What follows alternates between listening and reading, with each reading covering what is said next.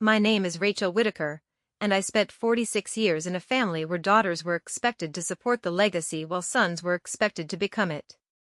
That rule didn't just shape my childhood, it reached forward into my daughter's life like a shadow that refused to fade. 14 years ago, my parents called a family meeting in their home outside Denver and told me, calmly and without hesitation, that I needed to hand over my daughter Emma's college fund, every dollar of the $60,000 I had saved, so my brother's gifted son could attend Stanford. "He's exceptional," my mother said, her voice tight with pride as she looked at my nephew Caleb. "Opportunities like this don't come around twice." My brother Daniel stood behind her, one hand on Caleb's shoulder like he was presenting something rare and valuable. "This is bigger than just one kid's future," he added. "This is about the Whitaker name." Then my younger sister Lindsay leaned in close enough that I could smell her perfume, sharp and expensive, and whispered something I will never forget. "Your kid is average, Rachel. You know that, right? She'll end up just like you." And then she laughed. Not quietly. Not awkwardly. Loud enough for everyone in that room to hear. 14 years later, my average daughter arrived at that same house in a black helicopter and stepped onto my parents' front lawn like she owned the sky itself. And what she handed to my sister Lindsay that afternoon is still being talked about by everyone who witnessed it. Before I tell you what Emma brought with her that day, take a second to subscribe to Women Reddit Stories if this kind of story speaks to you. And tell me in the comments where you're watching from and what time it is there. I always read them.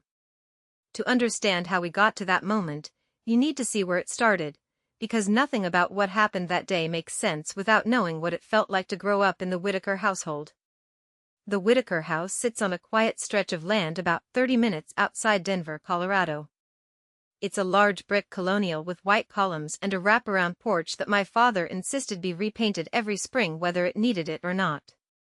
There's a gravel driveway that curves past a row of pine trees, and if you stand at the front door and look out, you can see miles of open land stretching toward the mountains. It's the kind of place people imagine when they think of stability, tradition, legacy. Inside, everything is polished, organized, and controlled. The dining room is the clearest example of that. A long oak table sits in the center, big enough to seat 10 comfortably, but there's one chair at the head that's slightly taller than the others, with a cushioned back and armrests. That was my father's seat. Always had been. Always would be. The rest of us sat on identical wooden chairs, evenly spaced, perfectly aligned, except for one small detail that never changed. My brother Daniel's chair was always just a little closer to my father than anyone else's. I was the oldest of 3. Daniel came 2 years after me, the golden son, the one my parents spoke about with pride even when he hadn't done anything yet. Lindsay came 5 years later and spent most of her life trying to mirror whatever version of success my parents seemed to value that year. And me, I existed somewhere in the background, present but never central, included but never prioritized. If you walked into that house today, you would see the hallway lined with framed photos and awards. Daniel's high school baseball championship. Daniel's business degree from the University of Colorado. Daniel's first startup launch, framed next to a local magazine feature that called him one to watch. There's even a plaque from when his company hit its first million in revenue, a milestone that didn't last long, but still earned a permanent place on that wall. There are no frames for me. I graduated at the top of my class. I became a licensed physical therapist and spent over 2 decades helping patients recover from injuries, surgeries, and chronic pain. I worked long hours in clinics across Denver, building a career that was stable, meaningful, and, to my parents, completely unimpressive.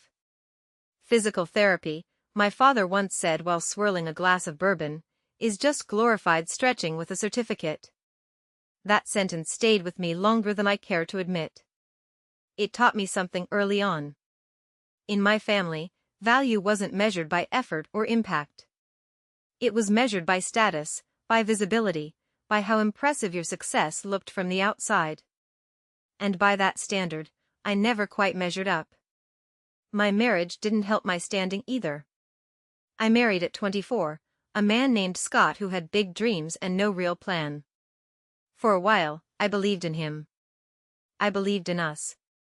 But by the time Emma was 4, he was gone, leaving behind a stack of unpaid bills and a silence that felt heavier than any argument we'd ever had. He didn't fight for custody. He didn't call. He didn't send money. He just disappeared.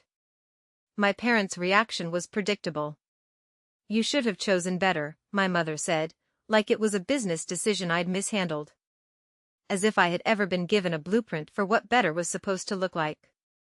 The only person who ever saw me clearly in that family was my grandmother, Eleanor Hayes, my mother's mother. She lived in a small house in Boulder and wore the same silver watch every day, the band worn smooth from years of use. "Rachel," she told me once when I was sitting at her kitchen table after another difficult visit with my parents, "some people don't see your worth because they're too busy measuring things that don't matter." I didn't fully understand what she meant back then, but I held on to her words anyway, like something I might need later. I didn't know then how right she was. Now let me tell you about 2 children who grew up under the same family name but were treated like they came from entirely different worlds. Caleb Whitaker, my brother's son, was labeled gifted before he turned 7. There were tests, evaluations, reports filled with numbers that my parents treated like proof of destiny. Suddenly, every family gathering became a showcase for Caleb's achievements. His advanced math scores, his science fair wins, the private tutors Daniel hired at $150 an hour, the elite prep school with a crest stitched onto every blazer. Caleb wore that blazer like it meant something. He sat next to my father at dinner, listening as they talked about business, investments, and the future of the Whitaker name. He learned early that he was expected to become something important. Then there was my daughter, Emma. She went to public school. She wore sneakers from clearance racks and did her homework at the kitchen table while I made dinner after long shifts. Her grades were solid, mostly B's with the occasional A, nothing that made headlines or earned standing ovations. At family gatherings, Caleb sat at the main table. Emma sat off to the side, even when she was old enough to understand exactly what that meant.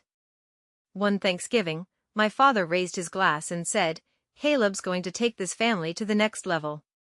Then he glanced at Emma and added, almost as an afterthought, "How's your girl doing, Rachel?"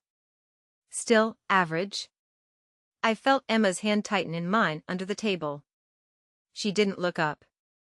She never did. And I didn't say anything. Not that day. But everything changed the spring Caleb turned 18, when a thick envelope arrived from Stanford University. And that was the moment everything we had quietly endured finally came to the surface. The day that envelope arrived, everything in my parents' house shifted, like the walls themselves had leaned in to listen. I remember the phone call from my brother like it had been recorded and replayed in my mind 1,000 times since. His voice was breathless, almost reverent. "He got in," Daniel said. "Rachel, he got into Stanford. Full acceptance. Not waitlisted. Not deferred. Accepted." Within hours, my parents had organized a celebration at the house. When Emma and I arrived that evening, the driveway was already full, cars lined up along the gravel like it was a holiday gathering instead of a Tuesday night in April. Inside, there were champagne glasses on the dining table, real crystal, not the ones my mother used for casual dinners. My father had opened a bottle of Dom Perignon, the one he saved for what he called significant milestones, which, until that moment, had never included anything I had done. Daniel stood near the fireplace with his arm around Caleb, who was wearing a navy blazer like he'd already stepped into the life everyone had been imagining for him. My mother moved through the room with a kind of nervous excitement, refilling glasses, straightening napkins that didn't need straightening. Finally, my father kept saying, shaking Caleb's hand like he was welcoming him into something official. "A Whitaker at Stanford." I stood near the edge of the room, Emma beside me, watching it all unfold like we had accidentally walked into someone else's celebration. Because in a way, we had. No one asked Emma how school was going. No one asked about her plans for the future. No one even acknowledged that she was there beyond a quick nod from my mother when we walked in. It was all Caleb. His future. His potential. His brilliance. And beneath all of that celebration, there was something else. Something quieter. Something no one wanted to say out loud. Stanford costs money. A lot of money.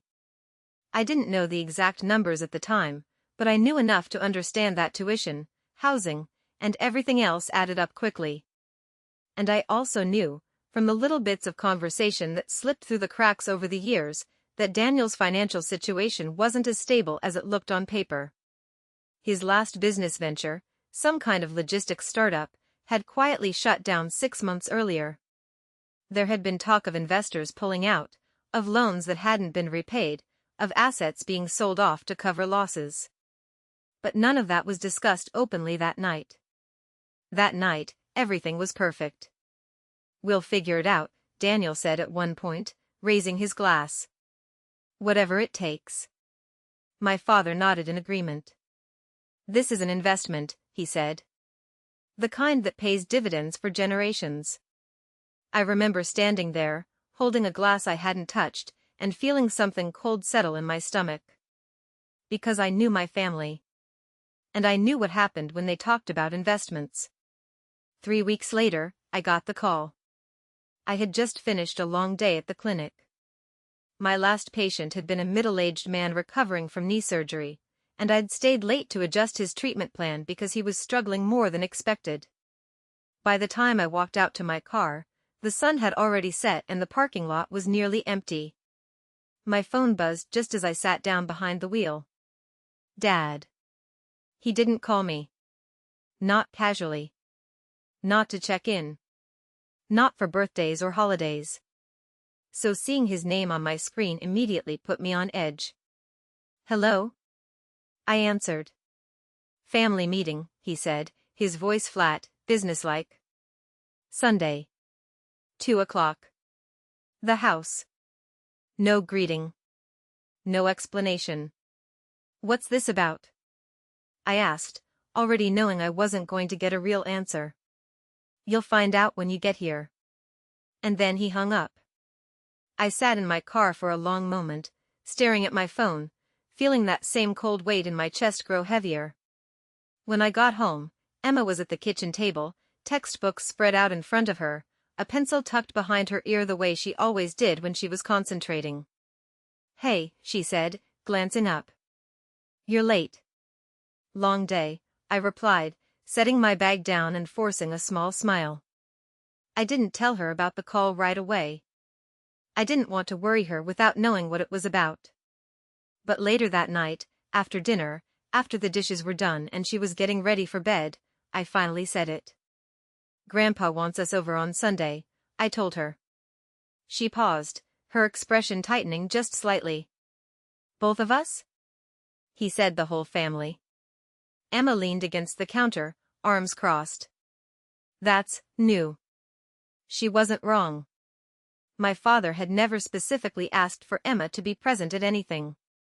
Family gatherings, yes, but never intentionally. "Do we have to go?" she asked quietly. I hesitated. Part of me wanted to say no. Part of me wanted to protect her from whatever I felt was coming. But another part of me, the part that had spent years trying to maintain some kind of connection to my family, even when it hurt, answered instead. "Yes," I said. "We should go."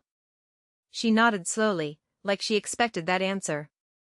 That night, after she went to bed, I stood in my closet longer than necessary, pretending to look for something to wear while my mind ran in circles. On the top shelf was a small fireproof lockbox I hadn't opened in years. Inside were documents I rarely thought about. Emma's birth certificate. My divorce papers. The deed to the house. And one other thing. A sealed envelope from my grandmother's attorney. I hadn't touched it in a long time, not since everything had been finalized after she passed. I knew what it contained, or at least I thought I did. A trust set up for Emma's education.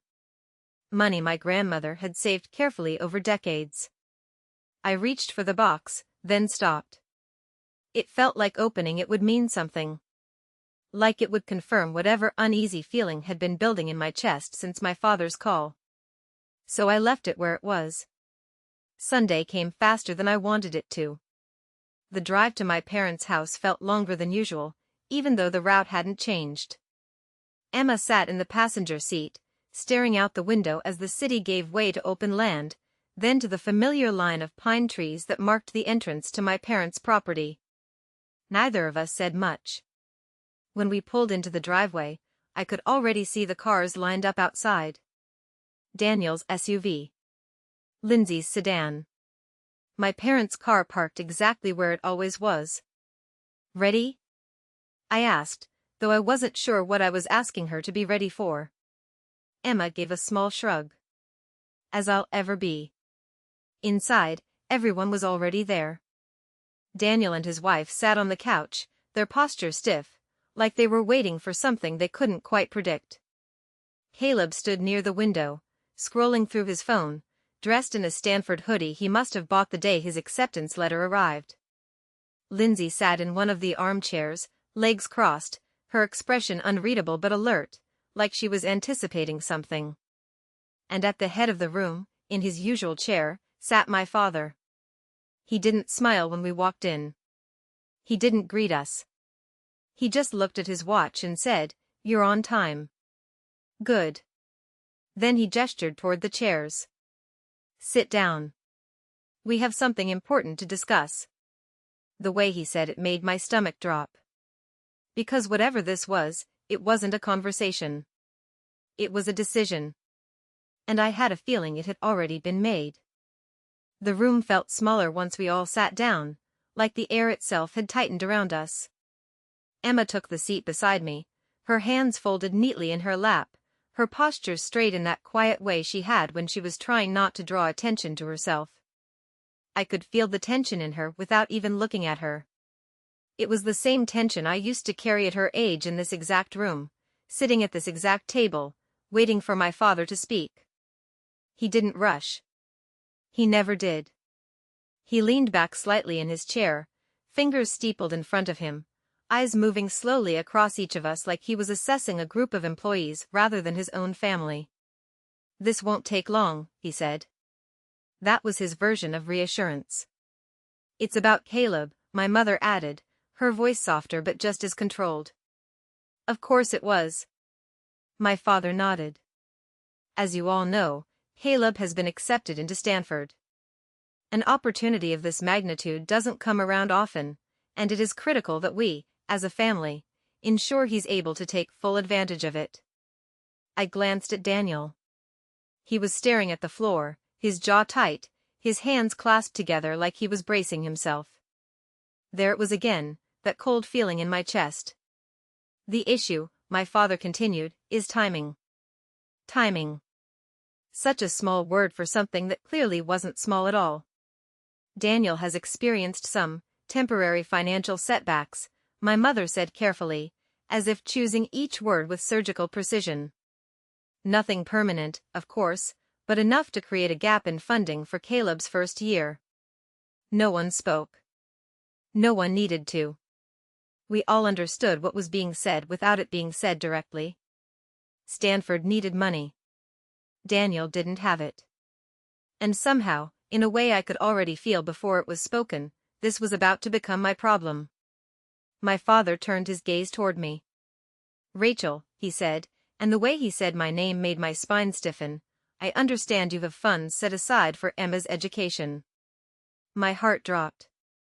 "How do you know that?" I asked before I could stop myself. "It's not relevant how I know," he replied smoothly. "What matters is that the amount is approximately $60,000. My throat tightened. I hadn't told them the exact number. Not my parents. Not my siblings. That money had come from years of careful saving, small sacrifices, and a portion of what my grandmother had left behind. It wasn't just money. It was security. It was Emma's future. That money, my father continued, as if he were discussing something simple, something obvious, would cover Caleb's first year at Stanford. After that, there will be scholarships, internships, and other opportunities. But the first year is critical. I felt Emma go still beside me. Not shift. Not move. Just still. Dad, I said slowly, forcing my voice to stay steady, that money isn't mine to give away. My mother sighed softly, like I had just made things more complicated than they needed to be. Rachel, she said, let's be practical. Emma is planning to attend community college, correct? I didn't answer. You've said so yourself, she continued. 2 years locally, then maybe transferring to a state school. That doesn't require $60,000. The way she said it, like Emma's future was something flexible, something optional, made something inside me twist. Caleb, my father said, his voice firm, has been given an extraordinary opportunity. It would be irresponsible for this family not to support that. Support, I repeated, the word feeling heavier than it should have. Daniel leaned forward slightly, finally speaking. Rachel, I know this is a lot to ask, he said, his tone carefully measured, but this isn't just about Caleb. This is about all of us. About what he represents. The doors could open.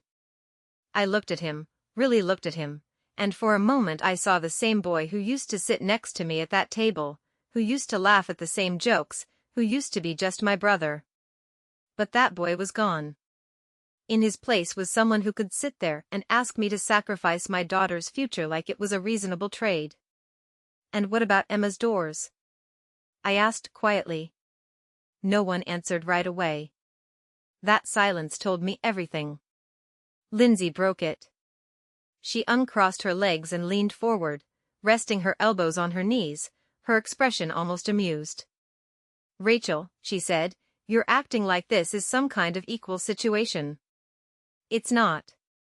I felt Emma's hand tighten slightly in mine. Caleb is gifted, Lindsay continued. He's been tested, evaluated, recognized. He has potential that most people don't. Her eyes flicked toward Emma for just a second before returning to me. Emma is sweet, she added, like it was a consolation prize. But let's not pretend she's going to Stanford. The words landed harder than they should have, not because they were unexpected, but because of how casually they were said. Like Emma was a fact to be acknowledged, not a person to be considered. That's enough, I said, my voice sharper now. But Lindsay didn't stop. In fact, she said, standing up and walking a few steps closer, her heels clicking softly against the hardwood floor, this is actually a chance for you to do something meaningful for once. To contribute to the family in a way that actually matters. I felt my pulse start to rise. I contribute, I said, my voice tight. Do you? She asked, tilting her head slightly. Because from where I'm standing, you've spent your whole life doing, what exactly? Working a job no one talks about, raising a kid who's going to live a perfectly average life, and acting like that's enough. Emma made a small sound beside me, almost like she was trying to hold something in. I turned toward her for a split second, and that was all it took. That was the moment everything shifted. Because I saw it. The hurt. Not loud. Not dramatic. Quiet. Deep. Familiar. The kind of hurt that doesn't ask for attention because it's learned not to expect any. I turned back to Lindsay, something in my chest tightening into something sharper. That money belongs to Emma, I said, each word deliberate. It was set aside for her education. Not Caleb's. My father's expression hardened. You're being short-sighted, he said.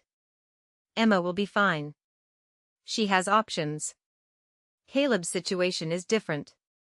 Different. Better. More important. That was what he meant. If you don't do this, he continued, his voice lowering slightly, you're turning your back on this family. The room went quiet again. I could feel every pair of eyes on me. Waiting. Watching. Measuring. Lindsay took another step closer, her face tightening in a way I hadn't seen before, something sharper beneath the surface. "You've always been like this," she said, her voice dropping to something quieter, more cutting. "Always thinking you're above everything. The martyr. The responsible one." "I never said." "You don't have to say it," she snapped. "It's written all over you." She was close now. Too close. I could see the tension in her jaw, the way her eyes had narrowed, the years of something unspoken finally pushing their way to the surface. "You know what you are, Rachel," she said. I didn't answer. "You're selfish." The word hung in the air. Heavy. Final. "You've always been selfish," she continued, her voice rising slightly. "Grandma left that money because you manipulated her. Because you played the victim better than anyone else. And now you won't even share it with your own family." "That's not true," I said, but my voice didn't sound as strong as I wanted it to. "Isn't it?" she shot back. Then, before I could react, before I could even fully process what was happening, she leaned forward. And spat directly in my face. Not metaphorically. Not symbolically. Real. Warm. Humiliating. For a moment, everything stopped. No one moved. No one spoke. I could feel it sliding down my cheek, and I didn't wipe it away. Because in that moment, something inside me became very, very clear. And I needed Emma to see it too. Not the spit. Not the humiliation. But the truth of who these people really were. For a moment, no one moved, and that stillness was louder than anything anyone could have said. I stood there with my sister's spit on my face, feeling it slowly slide down my cheek, warm and deliberate, and I didn't wipe it away. I could hear Emma beside me, her breathing uneven, trying to stay quiet, trying not to make the moment worse, because that's what she had learned to do in this house. Stay small. Stay quiet. Don't give them a reason. No one told Lindsay she had gone too far. Not my mother. Not my brother. Not even my father. They just watched. That was the part that stayed with me the most. Not the act itself, but the silence that followed it. The acceptance. The quiet agreement that this was allowed. "You deserved that," my father said from his chair, his voice calm, almost bored, as if he were commenting on the weather instead of what had just happened. I turned my head slowly and looked at him. My father. The man who had taught me how to ride a bike, who had once carried me on his shoulders when I was too tired to walk, who had told me as a child that family was the most important thing in the world. He didn't look angry. He didn't look conflicted. He looked certain. Certain that I had failed them. Certain that I had earned this.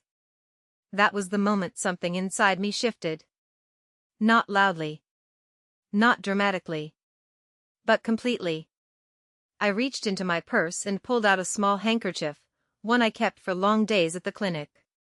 Slowly, carefully, I wiped my face, taking my time as if I were cleaning something far more significant than just a physical mess. I folded the cloth neatly, placed it on the edge of the table, and then I stood up. Emma stood with me, her hand slipping into mine without hesitation. "That money," I said, my voice steady in a way that surprised even me, "doesn't belong to me." My father frowned slightly. "What are you talking about?" "It doesn't belong to you either," I continued, holding his gaze. "And it's not something I can just hand over, even if I wanted to." Daniel shifted on the couch. "Rachel, there has to be a way to." "There isn't," I said, cutting him off. The room felt different now. The balance had shifted, even if only slightly. "That money was placed in a trust," I said, turning slightly so everyone could hear me clearly. "By Grandma Eleanor. It's in Emma's name. It's managed by an independent trustee at Mountain West Bank. I don't have access to it. I can't withdraw it. And I definitely can't give it to anyone else." Silence. Real silence this time. Not complicated. Not comfortable. Uncertain. My mother blinked, clearly thrown. That doesn't make any sense. You're her parent. Of course you have access. No, I said. I don't. Grandma made sure of that. I could almost see it in their faces, the realization settling in piece by piece. The control they thought they had. The assumption they had built this entire conversation around. Gone. It's an irrevocable trust, I continued. The funds can only be used for Emma's educational expenses. Tuition. Books. Housing. That's it. Every withdrawal has to be documented and approved. It was set up legally, witnessed, notarized. There's nothing anyone in this room can do to change that.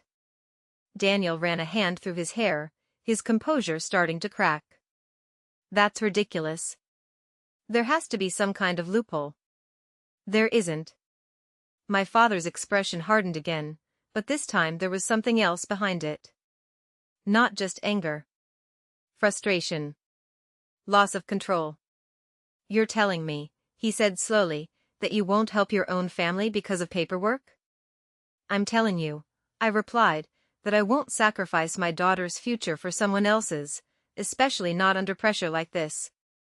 Lindsay let out a sharp laugh, though it didn't sound as confident as it had earlier.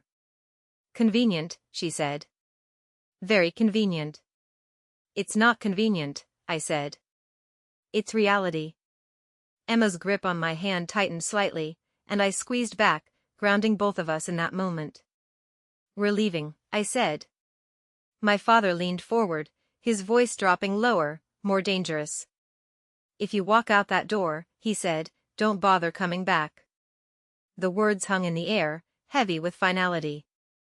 For a second, just a second, the old instinct tried to surface. The part of me that had spent years trying to keep the peace, trying to stay connected, trying to be the version of myself they might finally accept. But that part of me didn't win this time. I'm already gone, I said. And I meant it. I turned, still holding Emma's hand, and walked toward the door. No one stopped us. No one called after us. Behind me, I could hear voices starting to rise, overlapping, frustrated, confused, but I didn't turn around. I didn't look back. I walked out of that house the same way I had walked in, but everything about me felt different. The drive home was quiet. Not tense. Not awkward. Just quiet. Emma stared out the window, her reflection faint against the glass as the trees passed by in blurred lines. I kept my hands on the wheel, my focus straight ahead, but my mind was replaying everything that had just happened, every word, every look, every moment that had led to this. Mom, Emma said softly after a while. Yeah? Are we ever going back there? I pulled into our driveway and turned off the engine.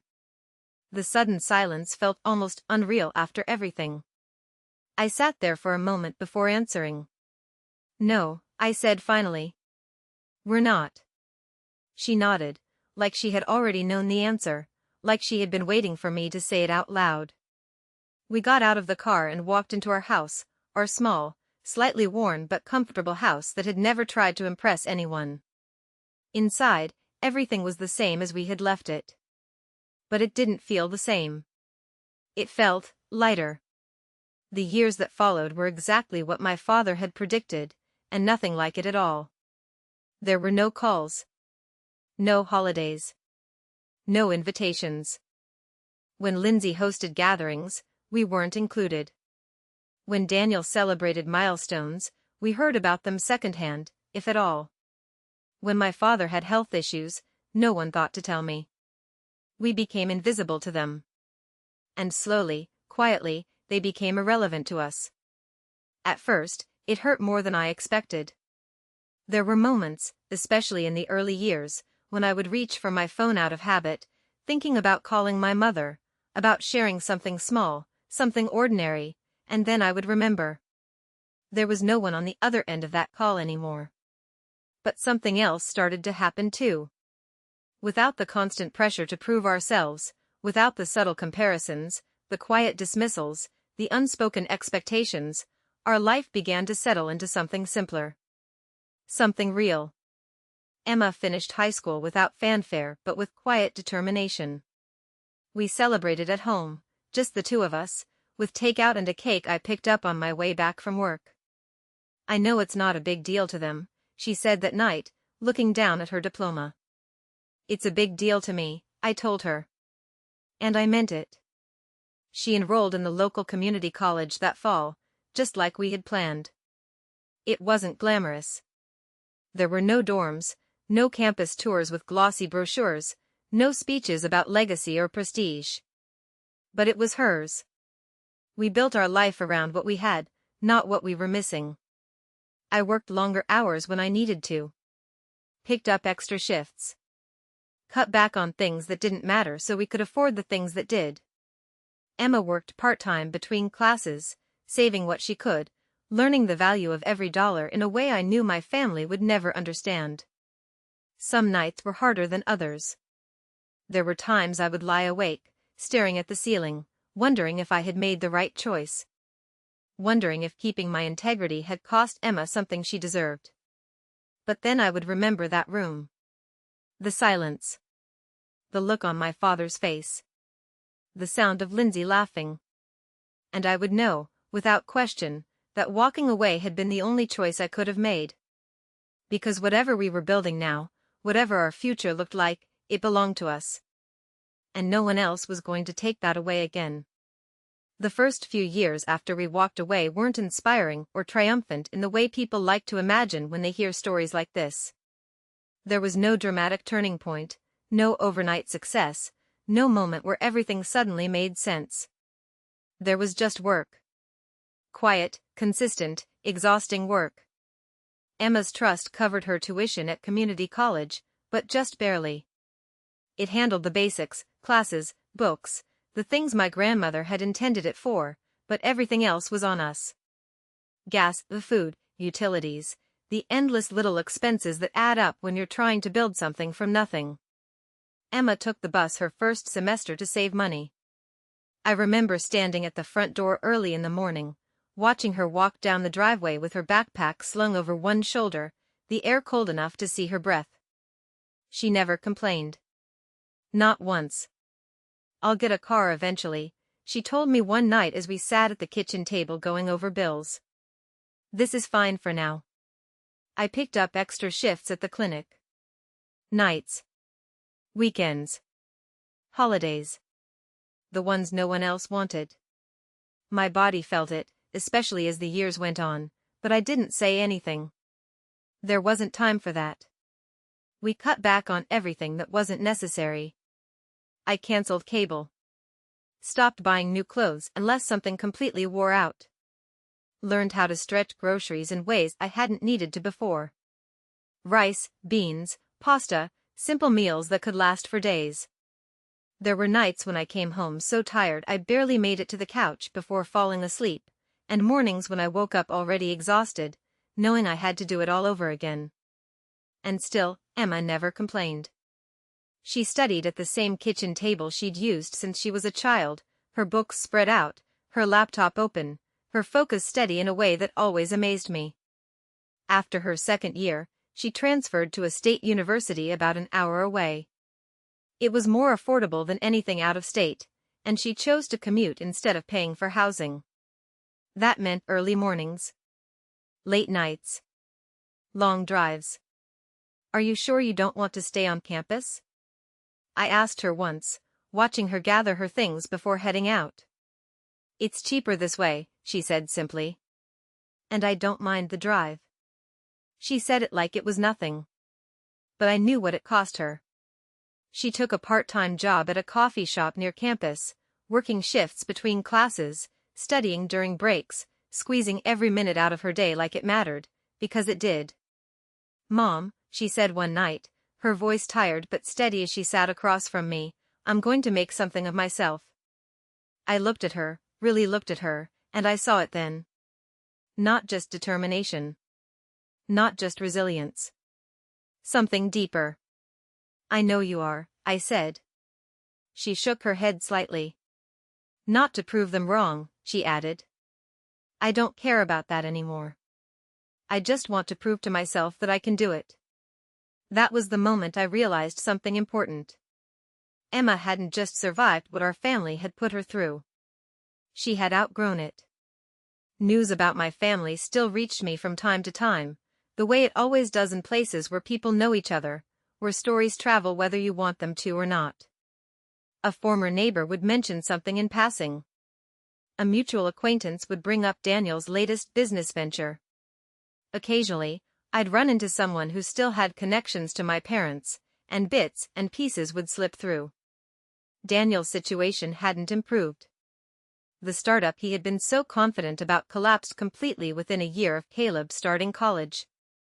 There were rumors of lawsuits, of investors demanding their money back, of assets being liquidated to cover debts. They sold their house.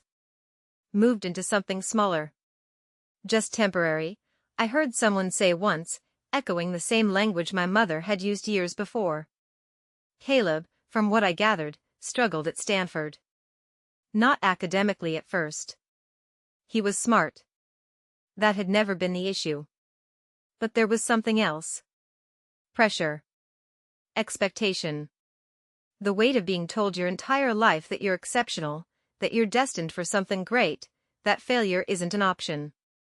That kind of pressure doesn't disappear when you get what you were promised. It grows.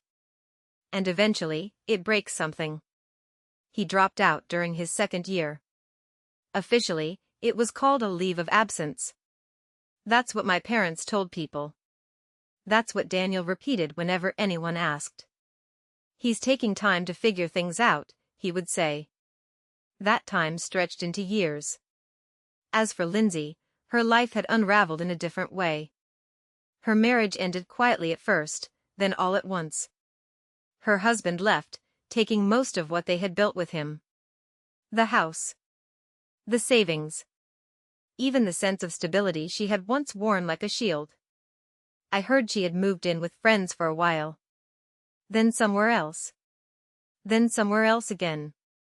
No one said it directly, but the implication was clear. She didn't have a place of her own anymore. And my parents? They stayed exactly who they had always been.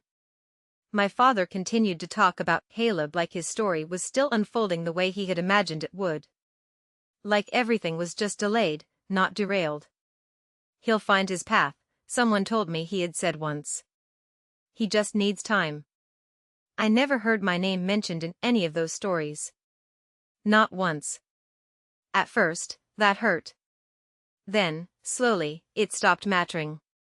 Because while their version of the future was quietly falling apart, something else was being built, right in front of me, day by day, piece by piece. Emma graduated from the state university with a 3.6 GPA. Not the top of her class. Not surrounded by awards or recognition. But she walked across that stage with a quiet confidence that had nothing to do with validation and everything to do with what she had earned. She got a job shortly after, entry-level, working in customer support for a small tech company in Denver. The salary wasn't impressive. $35,000 a year. It's a start, she said, shrugging when I asked how she felt about it. And it was. But it didn't stay that way for long. Because Emma didn't treat that job like a destination. She treated it like an opportunity. I would come home late from work and find her at the kitchen table, her laptop open, lines of code filling the screen. At first, I didn't understand what I was looking at. It all seemed like a different language. What is that? I asked one night, setting my bag down as she typed rapidly, barely noticing me. Programming, she said, not looking up. I've been teaching myself. Since when? Since I started, she replied. They have internal resources. Courses. I figured, why not learn everything I can? She started staying up later. Waking up earlier. Reading things I couldn't pronounce, working through problems I couldn't begin to understand. There was a different kind of energy in her now. Focused. Intentional. Like she had found something that belonged to her. There's a hackathon next month, she told me one evening, her eyes finally lifting from the screen. Teams compete to build solutions for real-world problems. The winners get funding. Are you going to do it? I asked. She smiled slightly. I already signed up. What are you building? An energy tracking system, she said. For small businesses. Something that helps them reduce waste and cut costs. I nodded, even though I didn't fully understand. Do you think you can win? I asked. She leaned back in her chair, thinking for a moment. I don't know, she admitted. But I know I can try. And the way she said it, calm, certain, without arrogance or doubt, told me everything I needed to know. Because Emma had never been afraid of trying. And that was something no one in my family had ever understood. Not my parents. Not my siblings. And certainly not the people who had once called her average. They had measured her by the wrong standards. And they were about to find out just how wrong they had been. The call came on a Tuesday evening, about 5 years after Emma graduated. I remember exactly where I was because it was one of those ordinary moments that doesn't feel important until it suddenly becomes everything. I was standing in my kitchen, rinsing dishes after dinner, the water running, the quiet hum of the house settling in around me. My phone rang on the counter. Emma. I wiped my hands quickly and picked it up, already smiling before I even answered. Hey, sweetheart. Mom, she said, and there was something in her voice I hadn't heard before. Not panic. Not fear. Something brighter. Something unsteady in a completely different way. Are you okay? I asked immediately. I'm more than okay, she said, and I could hear her take a breath, like she was trying to steady herself. Something just happened. I leaned against the counter, my heart starting to pick up. What is it? Do you remember that investor I told you about? From the hackathon? The one who said he wanted to stay in touch? Yeah, I said slowly. He just offered me $500,000. For a second, I thought I had misheard her. I'm sorry, what? It's real, she said quickly, almost laughing now. I've been meeting with him for months, working on a business plan, building out a prototype. I didn't want to say anything until I knew it was serious. My grip tightened on the phone. Emma. He wants me to quit my job, she continued. Focus on this full-time. He thinks it can scale, Mom. He thinks it could actually become something big. I sat down at the kitchen table because suddenly standing felt like too much. Tell me everything, I said. And she did. For the next hour, she walked me through it piece by piece. The idea she had started developing during that hackathon, the way it had evolved into something larger, something more complete. A platform that helped businesses track and optimize their energy usage, not just in theory, but in ways that could actually save them money and reduce waste. She told me about the meetings, the presentations, the late nights refining her pitch, the rejections she hadn't mentioned before, and the moment when someone finally said yes. They want to call it Green Path Solutions, she said. We'd start small, build out a team, get a few pilot clients. If it works, she paused. If it works, it could grow fast. I listened to her, every word, every detail, and all I could think was that the girl who used to sit at our kitchen table doing homework after school had somehow built something that people with money and influence believed in. What do you think? She asked finally, her voice softer now. I didn't hesitate. I think your grandmother would be proud of you, I said. There was a pause on the other end. Yeah, she said quietly. I think so too. The first few years were hard. Harder than anything I had seen her go through before. She quit her job and threw herself into the company completely. Long days turned into longer nights. There were moments when things seemed to be working, when new clients came in, when progress felt real and tangible. And then there were moments when everything seemed like it was about to fall apart.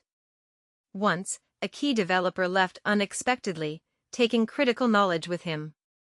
Another time, a contract they had been counting on fell through at the last minute, leaving a gap they weren't sure how to fill. She called me during those moments sometimes.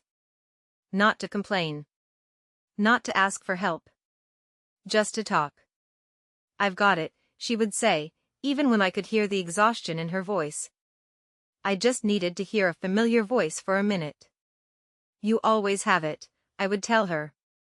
And she did. She kept going. Year after year, step by step, building something that didn't exist before. By the 4th year, things started to change. They signed a major contract with a regional grocery chain, retrofitting dozens of locations with their system. That one deal brought in more money than the company had seen in its entire existence up to that point. After that, things moved quickly. More clients. More investors. More growth. GreenPath Solutions wasn't just surviving anymore. It was expanding. The day Emma told me the company had been valued at over $200 million, I had to ask her to repeat it 3 times because it didn't feel real. $200 million, she said again, laughing softly. I know. It sounds insane. I thought about that dining room. That table. The word average. And for a moment, I didn't know what to say. "You did this," I said finally. "No," she corrected gently. "We did this. But I knew better." She had built it. Every late night. Every early morning. Every risk. Every decision. It was hers. The invitation arrived a few months later. A thick envelope with my parents' address printed neatly in the corner, the paper heavier than anything I would have chosen for something as simple as a family gathering. I held it in my hands for a long moment before opening it, already knowing what it was. A family reunion. Saturday. 2:00. At the house. 14 years. 14 years of silence, and suddenly, we were invited back like nothing had happened. Like no lines had been drawn. Like no words had been said.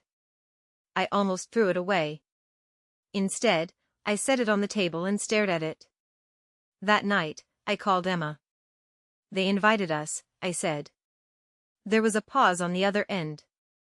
"I got one too," she replied. "What are you thinking?" I asked. Another pause.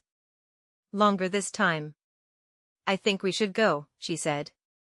I frowned slightly, even though she couldn't see me. "Why?" "Because there's something I want to do," she said. Her tone was calm. Too calm. The kind of calm that meant she had already made up her mind. "Emma," I started, unsure how to put into words everything I was feeling. "I'm not going for them," she said gently. "I'm going for us." That stopped me. "And maybe," she added, "for Grandma." I sat there, the phone pressed to my ear, thinking about everything that had happened, everything we had built since we walked away. "What are you planning?" I asked. She let out a small breath, something almost like a quiet laugh. "You'll see." That should have made me nervous. Instead, it made me curious. 3 days before the reunion, she came over to my house with a leather briefcase I had never seen before. "Can we talk?" she asked, setting it down on the kitchen table. "Of course." She opened it and turned it toward me. Inside were documents. Stacks of them. Official. Organized. Precise. "What is all this?" I asked, flipping through the first few pages. "It's a foundation," she said. "I started it about 6 months ago." I looked up at her. "A foundation?" She nodded. "The Eleanor Hayes Foundation," she said. "Named after Grandma." My throat tightened slightly. "What does it do?" I asked. "It provides scholarships and training programs," she explained. "For women who need a second chance. Single mothers. Women coming out of difficult situations. People who don't have the kind of support we didn't have." I looked back down at the papers, then up at her again. "How much?" I asked quietly. 5 million to start, she said. I let out a slow breath. You've been busy, I said. She smiled faintly. There's one more thing, she added, her tone shifting slightly. Something more serious. What is it? I've been looking into Aunt Lindsay, she said. My stomach dropped. What about her? She's been living in a shelter, Emma said. For almost 2 years. I stared at her, trying to process that. She lost everything, Emma continued. After her divorce. No job. No savings. No one willing to take her in long term. Images flashed through my mind. Lindsay standing in that living room. The look on her face. The sound of her voice. The moment that changed everything. And? I asked carefully. Emma met my eyes. I want to offer her a place in the Foundations program, she said. Training. Housing. A way to rebuild. I blinked. After everything she did? I asked. This isn't about what she deserves, Emma said calmly. It's about who I choose to be. I sat back in my chair, looking at her, really seeing her in that moment. Not the girl they had dismissed. Not the teenager who sat quietly at the edge of the table. But the woman she had become. And I realized something. Whatever she was planning for that reunion. It wasn't going to be about revenge. It was going to be something far more powerful than that. The day of the reunion was warmer than it should have been for early October, the kind of warm that sits on your skin and makes everything feel slightly unreal. I drove out to my parents' house alone, the same road, the same line of pine trees, the same gravel crunch beneath my tires as I pulled into the driveway I hadn't seen in 14 years. Nothing had changed. And yet, everything had. The house looked smaller than I remembered. The paint around the porch columns was beginning to peel, the lawn not quite as carefully maintained, like time had finally started to leave its mark in ways my father couldn't control. There were about 30 people scattered across the backyard. Relatives I hadn't seen in years. Aunts, uncles, cousins, all gathered around long tables covered in white tablecloths and catered food that looked expensive but somehow still felt impersonal. I spotted Daniel first. He had aged in a way that wasn't just physical. His suit didn't fit quite right, pulling at the buttons, his posture slightly slouched like he was carrying something heavy he couldn't put down. His wife stood beside him, quieter than I remembered, her smile strained. And Caleb. He stood near the edge of the yard, half hidden by a hedge, holding a drink like it was something to do with his hands. His hair was unkempt, his shirt wrinkled, his eyes fixed on his phone as if avoiding eye contact could make him invisible. The boy who had once been the center of everything. Now trying not to be seen at all. My father sat on the patio in a chair that looked more like it belonged in a hospital than a backyard. An oxygen tube rested beneath his nose, a blanket draped over his legs despite the heat. He looked smaller, diminished in a way I had never seen before. He saw me. Our eyes met. I nodded once. He didn't smile. Then it started. At first, it was just a distant sound, something unfamiliar enough to pull everyone's attention upward. A low, rhythmic thudding that grew louder with each passing second. People began to turn. Heads tilted back. Conversations stopped mid-sentence. And then the helicopter came into view. Sleek. Black. Cutting across the sky like it belonged there. It circled once over the property, then again, the wind from the blades starting to ripple through the trees, lifting napkins off tables, sending loose papers skittering across the lawn. "What the hell is that?" someone said. The helicopter began to descend, slow and controlled, heading straight for the open stretch of lawn in front of the house. The rotors kicked up dust and grass, the air turning chaotic for a few seconds as people stepped back, shielding their faces, grabbing at anything that might blow away. Then it landed. And just like that, everything went quiet again. The blades slowed. The door opened. and Emma stepped out. She wore a tailored gray suit, clean lines, simple, elegant, the kind of confidence you don't have to announce because it's already there. Her hair was pulled back neatly, small diamond studs catching the light just enough to be noticed without demanding attention. She walked forward like she had done this 100 times before. Like this moment belonged to her. And I watched my family's faces change. Confusion. Recognition. Disbelief. "Is that," someone whispered. Daniel's mouth opened slightly, but no words came out. Lindsay, standing near the back, looked like she had forgotten how to breathe. Caleb lowered his phone for the first time. My father tried to stand, gripping the arm of his chair, his eyes fixed on Emma as if he were looking at something he couldn't quite understand. She walked past everyone. Didn't rush. Didn't hesitate. And stopped a few feet in front of him. "Hello, Grandpa," she said, her voice calm and clear. He stared at her. He started, but the sentence didn't come together. She gave a small, polite smile. "I'm Emma Whitaker," she said, CEO of GreenPath Solutions. The words settled over the crowd like a shift in gravity. My father reached out slightly, as if to pull her into an embrace, but she took a small step back. Not dramatic. Not rude. Just enough to create space. A boundary. "I didn't come here to reconnect," she said gently. "And I didn't come to make a scene." "Then why are you here?" he asked, his voice thinner than I remembered. She glanced around the yard, taking in everything, everyone. "I came because of Grandma Eleanor," she said. The name landed quietly, but its impact was immediate. "She believed in me," Emma continued. "She gave me something this family tried to take away. A chance." She turned slightly, her eyes moving across Daniel, Lindsay, Caleb. "I remember that day," she said. "I remember every word. I remember being told I was average. That my future didn't matter as much as someone else's." No one interrupted. No one argued. "I am average," she said calmly. "I wasn't the smartest. I wasn't the most talented. I just worked harder than anyone expected me to." She paused.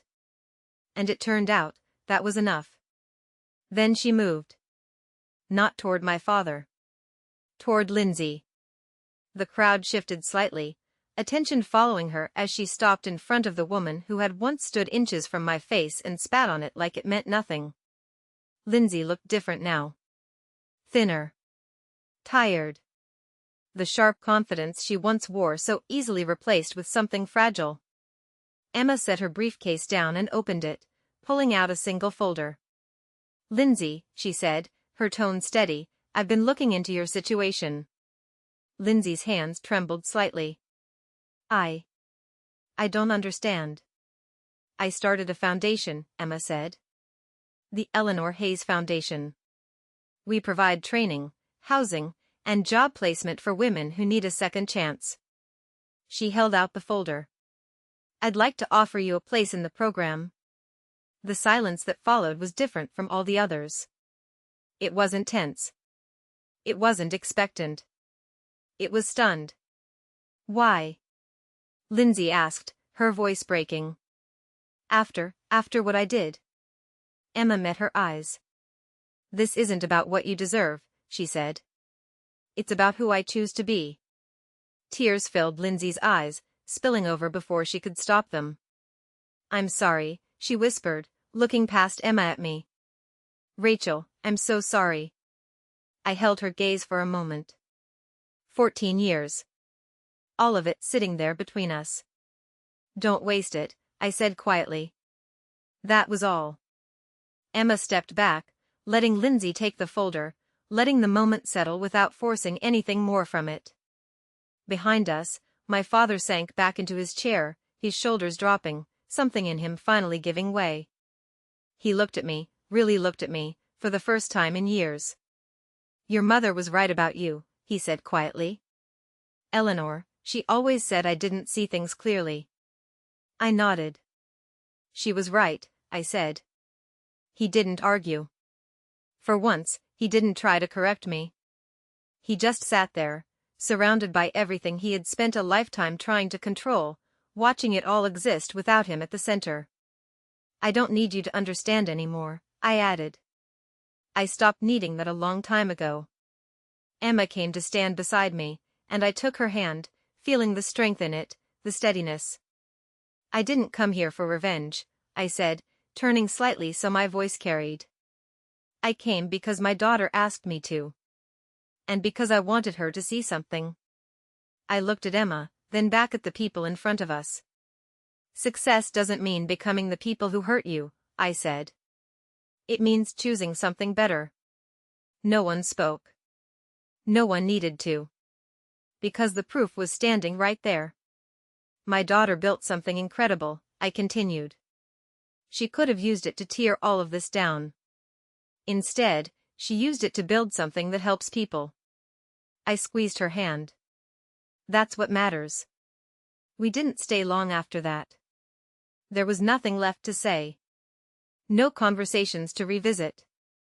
No relationships to rebuild. As we walked back toward the helicopter, I felt something I hadn't expected. Not anger.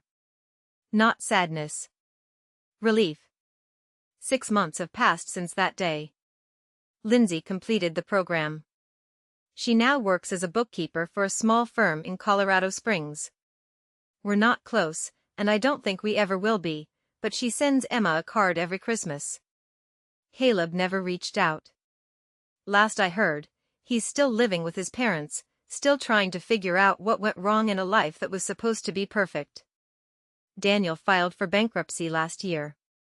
The house I grew up in is being sold to cover medical bills and debt. And my father? He never apologized. Not directly. But sometimes, silence says more than words ever could. As for me, I retired last year.